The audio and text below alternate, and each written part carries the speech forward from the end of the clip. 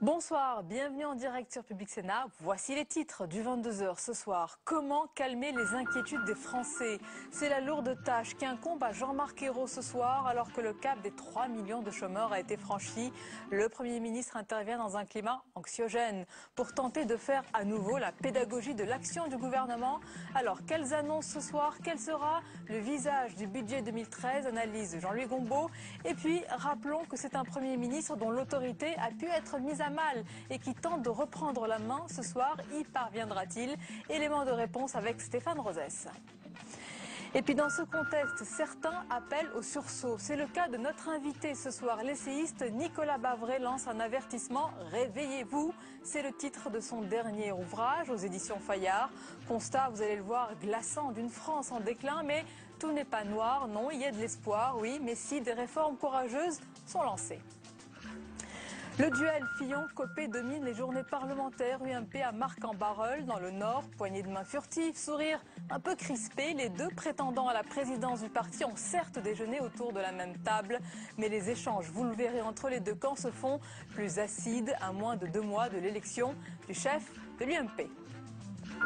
Voilà pour les titres. Merci d'être en notre compagnie ce soir. Le défi est de taille pour le gouvernement. À la veille de la présentation du projet de loi de finances 2013, le Premier ministre a dû à la fois expliquer, justifier l'ampleur de l'effort demandé et insister sur le caractère juste, de justice de ce budget. Il a également défendu l'objectif de 3% de déficit pour 2013. On écoute Jean-Marc Ayrault.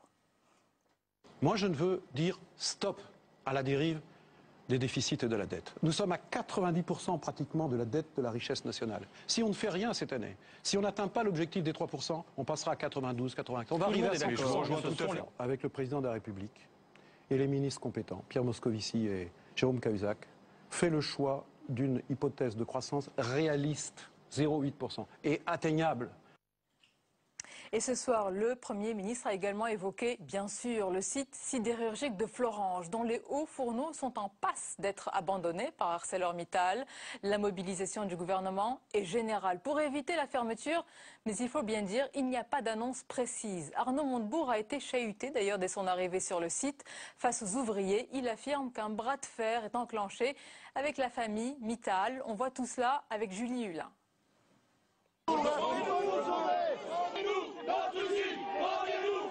La déception des salariés d'ArcelorMittal. Ils espéraient une annonce de reprise, ils n'auront eu que la promesse d'un combat. Le gouvernement ne veut pas se retrouver à gérer un plan social de plus. Notre lutte est économique et politique. Nous demandons à ArcelorMittal d'accepter ce qu'il refuse ailleurs, c'est-à-dire d'autoriser la reprise là où il décidera de quitter les lieux. Une concession que le groupe d'acierie aurait acceptée. En cas de fermeture totale des hauts fourneaux, la filière chaude, celle de la fabrication d'acier, serait cédée à un repreneur. Autre exigence du gouvernement, que la filière froide, celle de la transformation, fasse l'objet d'un investissement à hauteur de 150 millions d'euros. Le gouvernement réaffirme aujourd'hui son engagement aux côtés des salariés. Lakmi Mittal, le PDG du groupe, a rencontré discrètement cet après-midi François Hollande à l'Elysée. C'est à lui qu'appartient maintenant la décision. Elle tombera lundi à l'issue d'un comité d'entreprise. En cas de fermeture définitive des hauts fourneaux, 500 salariés se retrouveraient au chômage. Et c'est dans ce contexte tendu que le Salon de l'automobile de Paris ouvre ses portes. Une problématique majeure se pose pour les constructeurs comme PSA et Renault. Il s'agit de la compétitivité, ou du moins le déficit de compétitivité. Les patrons tirent la sonnette d'alarme. Alors comme chaque année, bien sûr, il y a toujours les belles voitures, il y a les derniers modèles, mais le moral n'y est plus vraiment. Les détails avec Cécile Sixou. Carrosserie brillante, moteur rutilant, comme chaque année, la vitrine des constructeurs français est belle, mais l'envers du décor est bien plus sombre. Une chute de 8% des ventes en Europe cette année, une baisse de 13% dans l'Hexagone. L'inquiétude des industriels s'étale désormais au grand jour. Nos prévisions sur 2013, je dirais au mieux le marché se stabilise, au mieux, plus probablement nous allons continuer à avoir un marché qui se dégrade. Et donc, nous, en tant que constructeurs automobiles, nous sommes obligés de prendre des mesures pour protéger l'entreprise. Chômage partiel, réduction des cadences de production, fermeture d'usines. Pour rester compétitifs sur le vieux continent, les producteurs français partent au plus pressé. Mais ce sont des réformes bien plus audacieuses qu'ils attendent. Moi, ce que j'attends, c'est des prises de décision qui vont permettre d'avoir un plan crédible de rétablissement de la compétitivité en France. Les regards des patrons de PSA et Renault se tournent avec insistance vers le gouvernement pour faire baisser les coûts par une flexibilité de travail plus grande. L'industrie française garde pourtant ses atouts. Sur le plan international, les deux entreprises restent compétitives. Renault compte sur sa gamme low cost et son alliance avec Nissan et mise sur la voiture électrique. PSA a une autre stratégie. La stratégie que nous avons retenue pour le groupe, c'est monter en gamme nos marques et puis s'internationaliser pour échapper au marché européen qui est effectivement à des très bas niveaux pour encore pas mal de temps. PSA en déficit depuis 2011 prévoit de revenir à l'équilibre en 2014. Voilà, et nous évoquerons ce contexte tendu ainsi que les annonces ce soir de Jean-Marc Ayrault avec nos invités qui nous ont rejoints sur ce plateau. Nicolas Bavret dans un instant, Stéphane Rosès et Jean-Louis Gombault, c'est dans un instant. Mais d'abord, dans l'actualité aussi, c'est ce duel Fillon-Copé qui domine aujourd'hui les journées parlementaires UMP à Marcq-en-Barœul dans le Nord. Poignée de main furtive, sourire, il est vrai, un peu crispé. Les deux prétendants à la présidence du parti ont certes déjeuné autour de la même table, mais vous allez le voir, les échanges acerbes entre les deux camps se font plus nombreux à moins de 2 mois de l'élection du chef de l'UMP. Les détails avec Jérôme Rabier et Marie Brémaud. Entente parfaite aujourd'hui entre les deux rivaux du moment. Un adversaire commun, cela crée des liens. Qu'est-ce que font les socialistes depuis qu'ils sont arrivés? En 4 mois, François Hollande a bloqué la totalité du fonctionnement de l'économie française.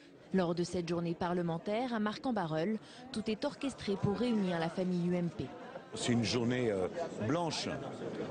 Les sénateurs, les députés viennent pour des tables rondes afin de bien lutter contre la majorité actuelle. On vient pour ça. C'est une parenthèse dans la campagne. Les rivalités personnelles n'ont pas monopolisé les débats et visiblement la parenthèse était attendue. Et s'ils pouvaient se calmer un peu et arrêter les petites phrases, ça ferait du bien à tout le monde. Vous savez, dans mes permanences en circonscription, j'entends pas grand monde me dire qui va gagner l'UMP. Mais en coulisses, on ne parle que de la prise de l'UMP. Et si l'heure est à l'accalmie, les militants sont divisés et n'hésitent pas à donner de la voix pour leurs candidats. Des rivaux qui affinent leur stature de chef, la campagne n'est jamais loin. Et l'UMP doit avoir comme premier objectif d'incarner un rassemblement très large des Français autour d'un projet de redressement national. Ce qui est demandé à chacune et chacun d'entre vous, c'est de désigner pour 3 ans, de 2012 à 2015, celui dont vous considérez qu'il est capable d'incarner un leadership solide, déterminé. En politique, chasser le naturel, il revient toujours au galop. Manuel Valls affiche sa fermeté vis-à-vis des islamistes radicaux. À l'inauguration de la grande mosquée de Strasbourg, aujourd'hui, le ministre de l'Intérieur s'est dit prêt à faire expulser ceux qui troublent l'ordre public au nom de l'islam. Et autre sujet abordé par le ministre de l'Intérieur, le financement des projets de mosquées. Manuel Valls s'exprimait dans une mosquée particulière puisque le régime, vous allez le voir, de l'Alsace a permis à cette grande mosquée de Strasbourg de bénéficier de fonds publics pour sa construction. Mais cela aurait été impossible dans le reste de la France. Pourquoi? Les explications d'Alexandra Colino. La loi de 1905 interdit tout financement public pour les lieux de culte. Alors pour les quelques 200 chantiers de mosquées en cours, les instances musulmanes doivent trouver seules des fonds entre dons de fidèles et aides de pays étrangers comme l'Arabie Saoudite. Une situation souvent floue et sans contrôle. Manuel Valls a mis en garde ce matin les instances musulmanes. Il est temps, vous le savez, que l'islam de France prenne pleinement ses responsabilités et s'organise pour traiter avec l'État les vrais problèmes. Financement des lieux de culte. Si le financement public est interdit, la réalité est plus complexe. Les mairies aident souvent indirectement à la construction des édifices, prêts pour équipements culturels ou beaux à loyer modéré. Les villes comme Bordeaux ou Nantes ont dû ruser. En 2003, Manuel Valls s'était prononcé pour le financement public des mosquées afin de contrôler la provenance des fonds. La question de la modification de la loi de 1905 pourrait donc se poser. Et puis dans l'actualité ce soir, chômage, budget, traité européen, Jean-Marc Ayrault aborde tous les dossiers chauds du moment. Il a notamment réexpliqué qu'il n'y aura pas de retour de la TVA sociale. On l'écoute. Il n'y aura pas d'augmentation de la CSG, il n'y aura pas d'augmentation de la TVA pour le budget 2013. Oui, mais certains bons conseillers nous pensaient qu'on allait le faire.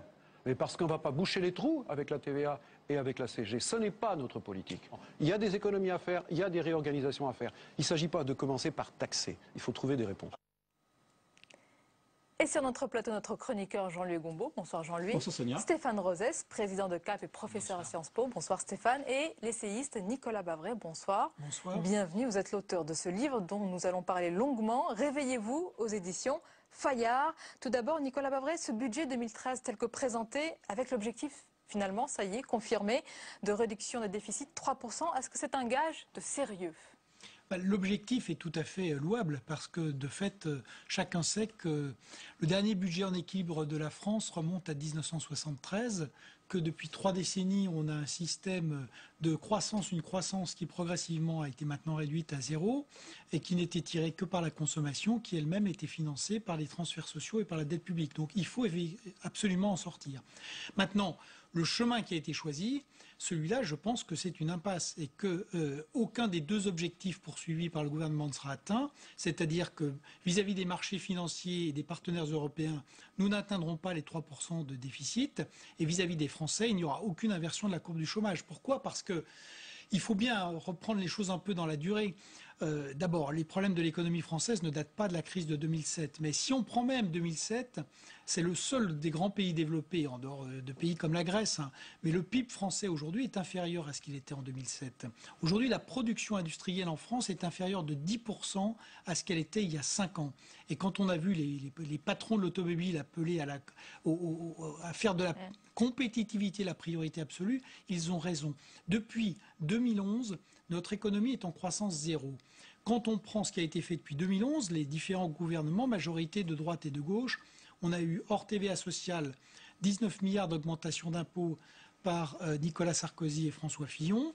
On a eu 10 milliards cette année. On va avoir 20 milliards l'an prochain. Donc, quand je plaque 3% du PIB, c'est l'équivalent d'un choc pétrolier sur une économie qui est en croissance zéro, je l'envoie mécanisement en récession. C'est-à-dire que le budget est sérieux, mais il nous emmène droit dans le mur pour vous ?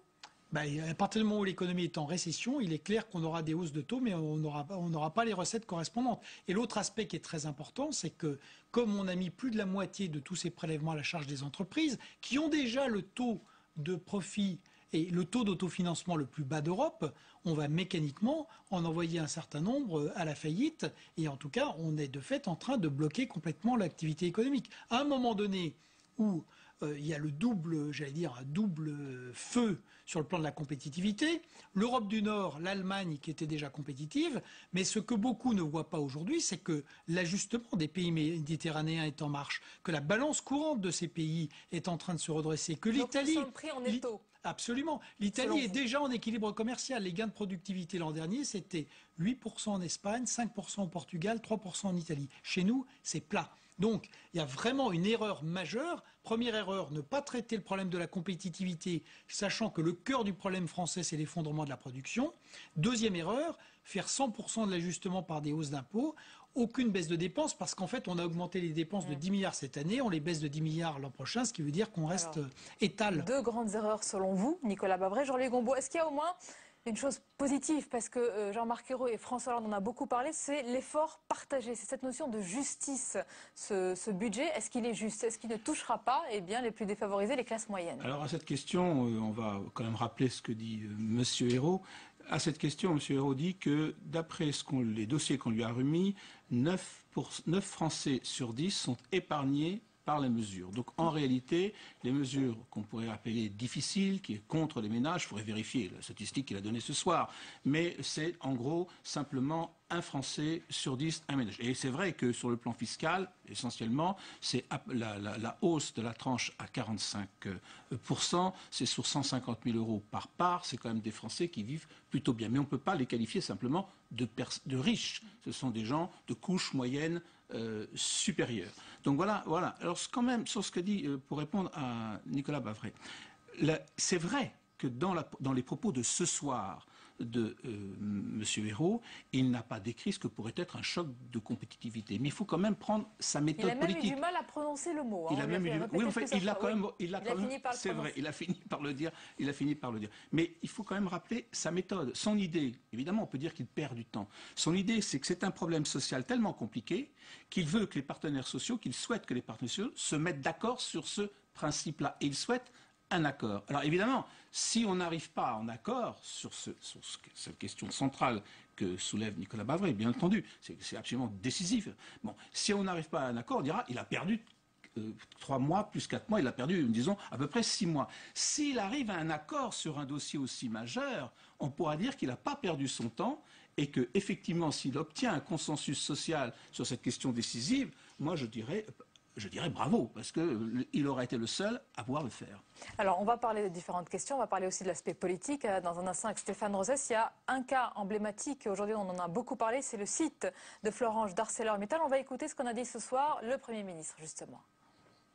Monsieur Mittal, nous vous demandons que le gouvernement, avec les salariés, recherche un repreneur pour les hauts fourneaux. Deuxièmement, nous demandons à Monsieur Mittal, propriétaire du reste de l'activité industrielle, du laminoir, de ce qu'on appelle le froid, eh bien d'investir. Nous lui demandons d'investir parce que nous ne voulons pas nous contenter des bonnes paroles, nous voulons des actes.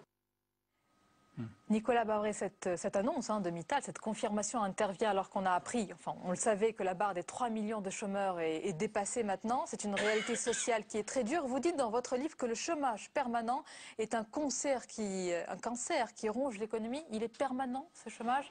On est installé dans ces chiffres. Il ronge l'économie, il ronge la société. La dernière fois que le chômage a été à 7% dans notre pays, c'était en 1977. Aujourd'hui, ça fait maintenant donc 30 ans qu'on vit dans un chômage qui touche en moyenne 10% de la population. Il y a les 3 millions de chômeurs officiels, il y a 4,5 millions de personnes qui recherchent un emploi, et il y en a au moins 500 000 à 1 million qui sont même plus dans ces statistiques parce que c'est ce que les économistes appellent des travailleurs découragés, c'est-à-dire que eux, ils ne disent même plus qu'ils recherchent un emploi parce qu'ils ont ils sont en dehors du marché. On a maintenant, dans ce pays, 6 millions d'exclus, et dont 2 millions de gens qui sont complètement en dehors du marché du travail, alors que théoriquement, ils sont dans la population active. Donc, ça ronge l'économie, évidemment, parce que c'est une perte énorme de production et de revenus. Ça ronge la société, parce qu'il suffit de voir que quand il n'y a plus de travail, là, tous les fléaux sociaux s'accumulent, l'exclusion... Jusqu'à quand le corps social français peut-il supporter tout cela ? Et enfin, ça nourrit l'extrémisme. C'est pour ça que, contrairement à ce que la justice, si vous voulez, quand on met une économie en récession et en chômage de masse, la justice, c'est plus un problème d'impôt, si vous voulez. Tout le monde va évidemment être frappé parce que le chômage va continuer à augmenter. Et ça, c'est vraiment une catastrophe pour notre pays. Et pas seulement un déséquilibre économique, c'est beaucoup plus grave. Alors, on en vient à ce qui était posé, la désindustrialisation. Je pense que les stratégies qui sont menées, là encore, sont des stratégies. On continue tout ce qui a échoué depuis 25 ans et on se refuse à faire ce qui a marché chez les autres. Qu'est-ce qui marche chez les autres ? Prenons l'automobile. Aux États-Unis, il y a 3 ans, les 3 plus grands constructeurs étaient en faillite. Qu'ont fait les Américains ? Ils sont allés quasiment jusqu'à en nationaliser un, General Motors, qui rachète aujourd'hui Peugeot. Ils les ont restructurés, recapitalisés. Aux États-Unis, on a fermé 16 usines. Exemple à suivre. Donc. Maintenant, ces constructeurs sont de nouveau performants. Ils ont été restructurés, ils marchent. Deuxième aspect fondamental, il y a l'innovation. Mais l'innovation, on l'a fait avec des entrepreneurs, des gens. Qui va aller innover non, mais surtout, qui va aller innover dans un pays qui est devenu un enfer pour l'entreprise et pour les entrepreneurs. Donc, on a des jeunes. Je rappelle que chaque année, il y en a 50 000 qui s'exilent et qui partent de France pour aller créer des choses à l'étranger. Et pas seulement des surdiplômés, mais aussi des jeunes issus de l'immigration à qui on ferme tellement les barrières chez nous qu'ils vont à Londres la manne pour ou l'innovation, au Québec. ces gens-là. Stéphane Rosès, sur l'aspect politique, c'est un exercice qui est délicat, qui est compliqué ce soir pour Jean-Marc Ayrault. Non pas qu'il n'ait pas d'autorité comme on l'a lu parfois, mais c'est aussi des annonces qui sont compliquées. On l'a dit, la barre des 3 millions de chômeurs, c'est une bombe qui est aux mains du gouvernement, c'est 3 millions de chômeurs. Alors la symbolique est une symbolique importante, elle était attendue puisque la progression était constante, mais surtout la difficulté du gouvernement et de François Hollande ne réside pas tant là. Les Français n'ont pas élu François Hollande parce qu'ils pensaient qu'en matière de chômage et de pouvoir d'achat, il ferait mieux que la droite. C'est pas ce que disaient les études. Il a été élu parce qu'il a dit au pays qu'il était possible de préserver ce que nous étions tout en sortant de l'ornière. C'est le redressement dans la justice. Là où, pour Nicolas Sarkozy, certains pensaient, oui, il veut sauver le pays, mais en remettant en cause ce que nous sommes. Et donc, du coup, c'est ça la difficulté de Jean-Marc Ayrault, c'est qu'il doit à la fois colmater les brèches, ce que les Français reprochent un peu aux gouvernants dans la dernière période, et mettre en œuvre le changement. Jean-Louis Gourmel l'a dit à juste titre, le redressement, ça prend du temps, car la différence entre la méthode Hollande-Ayrault et la méthode Sarkozy, c'est que Sarkozy pouvait donner le sentiment de mettre sans cesse des coups de pied dans la fourmilière, mais on disait, mais est-ce que la fourmilière bouge? La méthode Ayrault et Hollande est une méthode qui est plus lente, ça a été dit. C'est pour véritablement réformer le pays en profondeur, il faut mettre en marche les partenaires sociaux sur des compromis qui sont des compromis historiques. On verra ce qu'il en est, notamment la grande conférence sociale, l'articulation entre compétitivité et justice. Mais il y a une autre méthode, et dans l'intervalle, le chômage effectivement progresse, et certains disent, mais que fait exactement le gouvernement? Donc c'était la première grande explication. Ce qui est intéressant, c'est que c'est Jean-Marc Ayrault qui fait la première émission longue, plus encore que François Hollande. Ça veut dire qu'effectivement, à Matignon, il a le pouvoir, mais très nettement, la méthode est différente. C'est un peu le jeu à la nantaise, c'est-à-dire où le collectif prime sur l'idée du chef, du Bonaparte, qui était la représentation de Nicolas Sarkozy. On le voyait lors de ses meetings, lors de la présidentielle, dans une tradition d'une gauche plurielle. Et d'un certain point de vue, on peut dire, le style est différent, l'homme était peu connu, mais d'un certain point de vue, il y a une cohérence entre le style, l'homme et la méthode. La seule chose, c'est que le pays ne doit pas s'impatienter et il faut faire du coup un récit du redressement. Il faut laisser sa chance à cette méthode. Jean-Louis Gombault, oui, j'allais vous interroger sur le cas Florange. Ah, d'accord. Non, simplement, les sociodémocrates français ont été très impressionnés par la méthode, c'est amusant, hollandaise. C'est-à-dire la façon dont les Néerlandais... comme ça. Oui, effectivement. Non, mais c'est vrai, ils sont arrivés à faire de la flexi-sécurité avec un accord entre le patronat et les syndicats. Alors le problème, c'est que la différence, c'est quand les Pays-Bas ont fait ça, c'était il y a une quinzaine d'années, il n'y avait pas la crise, et aujourd'hui, évidemment, on est beaucoup plus pressé parce qu'il y a la crise qui est aux trousses. Florange, ArcelorMittal. Florange, c'est très compliqué. Il y a eu une image particulière, importante, qui a marqué aujourd'hui, c'est quand même Arnaud Montebourg qui a été chahuté, hué. Surtout après qu'il ait parlé. C'est-à-dire au début, il est accueilli par la Marseillaise, par les ouvriers qui sont présents, et lorsqu'il a fini de parler, il est hué. Or, qu'est-ce que dit Montebourg dans son propos aux ouvriers de Florange? Il reprend exactement les propos de François Hollande quand il y était allé, qui leur avait dit, c'était d'ailleurs une proposition de la CFDT locale, quand le site va fermer, je propose que le propriétaire du site, Mittal, le vende à tout repreneur.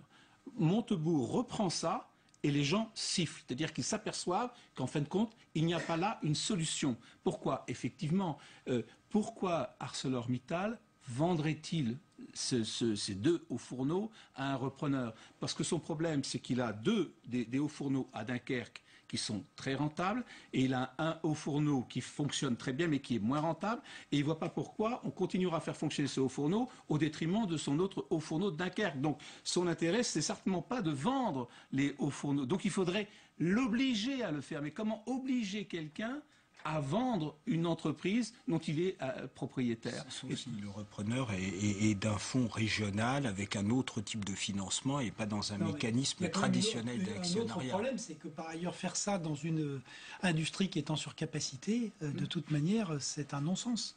Or, aujourd'hui, il y a une surcapacité de production pour l'acier, notamment compte tenu de la crise de l'automobile européenne. Donc, il y a quand même un problème économique derrière, et on en revient, et c'est ça qui est quand même, je pense, l'énorme problème, non seulement de François Hollande, mais de la classe politique française, c'est le déni de la crise du pays, de la crise de l'euro, de la crise de la mondialisation, et le fait que François Hollande et son Premier ministre vont devoir solder, c'est une histoire qui se trouve au moment où les 30 années de développement par la dette ne vont pas pouvoir se poursuivre. Oui. Parce que on n'aura pas 5 années supplémentaires où les marchés nous permettront de financer avec de la dette qui sont apportées aux 2 tiers par des étrangers, nos dépenses courantes, le salaire des fonctionnaires, les pensions des retraités et les feuilles de... et les dépenses de la sécurité sociale. Quand on vous lit, quand on vous écoute régulièrement, sous Nicolas Sarkozy, vous étiez pessimiste. Sous François Hollande, on l'entend ce soir, vous êtes pessimiste. Je suis pas pessimiste. En fait, est-ce que vous ne faites plus confiance Non, vous n'êtes pas optimiste non plus, si non, mais j'explique les choses comme elles sont et comme on refuse de les voir. Mais quand on regarde ailleurs, on s'aperçoit qu'il y a des pays qui avaient des problèmes qui ressemblaient. Chacun a ses atouts et ses... Mais il y a une différence. Quand on regarde le Canada, la Suède, l'Allemagne, ils ont réussi à trouver des solutions. Il y a quand même une différence de méthode puisque votre pessimisme sur la situation de la France demeure. L'idée d'essayer de monter une sorte de grande île sociale articulant les questions de compétitivité, d'accompagnement des salariés qui sont en situation difficile, qui mettent à plat les questions de fiscalité, de compétitivité, de flexi-sécurité. Vous pensez que potentiellement c'est quelque chose qui ne peut pas permettre finalement de prendre des décisions difficiles. C'est évidemment la solution. C'est-à-dire qu'on sait que dans notre pays, il faut nouer un nouveau pacte productif, un nouveau pacte social, un nouveau pacte sur la réduction des dépenses publiques et qui intègre les collectivités territoriales avec de nouveaux équilibres de compétences, et puis la sécurité sociale, et puis un nouveau pacte citoyen, parce qu'on est quand même une nation qui se délite, et ça, enfin, un nouveau pacte européen. Donc, bien sûr que par définition dans l'idée de pacte, il faut il faut les négocier, et il faut y arriver, mais encore faut-il pour cela avoir accepté de reconnaître le problème. Aujourd'hui, la classe politique française, droite et gauche confondues, je le rappelais, la production industrielle, les problèmes ne datent pas de l'actuel président de la République. On a fait moins 10% en 5 ans. Et aujourd'hui, on refuse de parler de compétitivité. Quand aujourd'hui on explique que les coûts du travail ne sont pas plus élevés en France qu'en Allemagne, c'est faux. Nicolas, est-ce qu'on refuse vraiment de parler de compétitivité? Parce que si je peux me permettre, dans les derniers discours de François Hollande, on l'a beaucoup entendu dans sa bouche quand même, Jean-Louis. Oui, alors justement, moi je reprends le diagnostic quand même de Sonia. J'ai lu votre livre cet après-midi, sauf les dernières pages. Alors peut-être que les dernières pages nous ouvrent vers un optimisme. Vous êtes fondamentalement pessimiste. Et la plupart de vos livres sont quand même d'une tonalité de cet ordre. C'est amusant d'ailleurs, votre éditeur en rappelle 2, essentiellement La France qui tombe, Les 30 piteuses. Donc on est quand même toujours dans ce même ambiance. D'ailleurs, dans votre ouvrage, vous ne parlez pas que de la France, vous parlez de l'étranger. Bien sûr. Mais vous n'êtes pas si optimiste que ça. Vous parlez bien d'un déclin de l'Occident. Vous dites bien dans le Louvre, vous dites bien aussi que même les pays émergents sont à un carrefour, enfin je ne me rappelle pas exactement les phrases que vous écrivez, mais qui montrent qu'ils ont des difficultés très sérieuses. Donc en réalité, vous avez une vision plutôt sombre sur l'évolution de la planète. C'est important. Je dis que par rapport à toutes les révolutions qui se passent aujourd'hui, la mondialisation, ce grand choc de la déflation, les technologies, les révolutions du monde arabo-musulman, tout le monde est amené à se réinventer et tout le monde doit se poser des questions. Et le message, c'est il y a des endroits où ça se passe. Réveillez-vous. Chez nous, on refuse même d'en parler. On refuse même d'en parler. Merci Nicolas Babressov ici sur le plateau. Merci Jean-Louis Gombault et merci Stéphane Rosès. C'est la fin de ce journal. Restez avec nous sur Public Sénat. Je vous souhaite une très belle soirée. Je vous dis à lundi avec plaisir.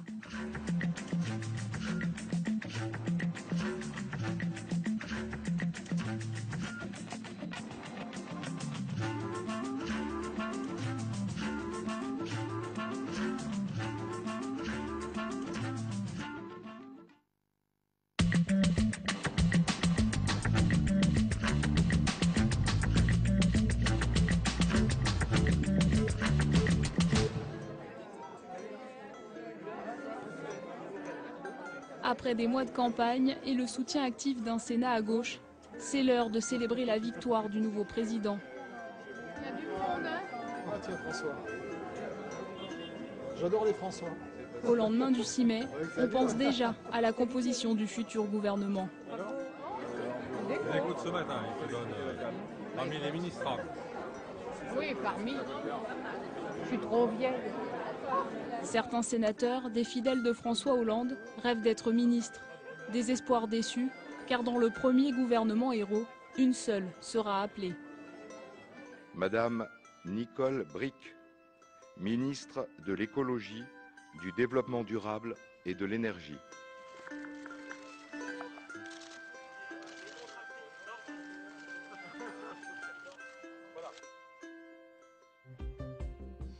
Nicole Bricq n'aura été rapporteure du budget que quelques mois.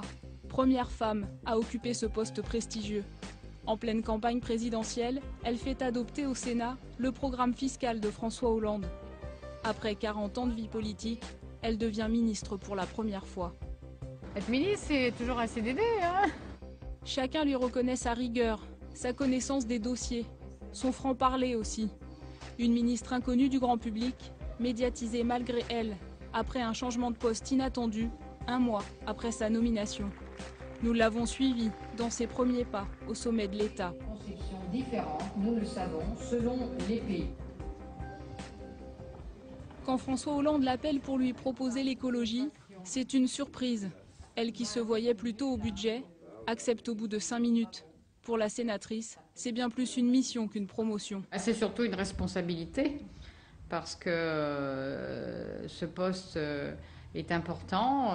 Il s'agit de la transition énergétique. C'est dingue quand même. Quoi? C'est dingue. Qu'est-ce que qui se passe, l'écologie? Madame Bricq est ministre de l'écologie? Oui, ça d'accord.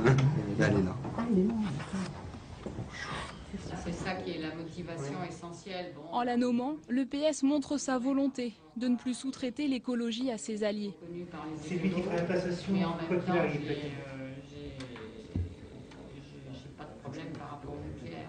Il y a personne à l'accueil, personne ne répond au ministère, ils ont déjà fermé les portes. Oh non, je suis en train d'essayer de récupérer les clés du ministère, puisque moi j'ai la particularité d'avoir une ministre démissionnaire. Oui, mais sur place. Oui, bonsoir, je suis Nicole Bricq. Je vous appelle parce que pour le problème matériel que vous connaissez est protocolaire, donc quelle heure vous arrange demain matin? Voilà, allez, 10h. Nicole Bricq arrive boulevard Saint-Germain, à l'hôtel de Roquelaure. Il y a 20 ans, elle était conseillère au cabinet de la ministre de l'Environnement, Ségolène Royal. Bonjour. Je suis contente de vous revoir. C'est sympathique d'être là. Bonjour, directeur des transports. Bonjour. Bonjour madame, Christiane Herry, vice-présidente de l'Ensemble général, Oui, l'environnement et le développement durable. Oui, bien sûr. Bonjour, Pierre-Marie Abadi, directeur d'énergie, madame la ministre. Je ne suis pas en terrain incognita. Ce n'est pas Nathalie Kosciusko-Morizet qui lui remet les clés. Elle a quitté le ministère depuis des mois pour devenir porte-parole de Nicolas Sarkozy. Benoît apparu, fait office de remplaçant. Peut-être comme ça j'ai jamais été chez moi. Oui. Mais vous savez, moi, toutes les fonctions que j'ai exercées, j'ai toujours considéré que je n'étais que de passage. C'est un bon principe, ça rentre à nous gouvernement. Voilà, ça rend quand même assez zen, hein, parce que des hauts et des bas, comme vous le savez, dans la vie, et alors vous êtes jeune, ça va, ça vient, hein, la politique. Voilà. Ça ne m'aurait pas totalement échappé, je vous rassure.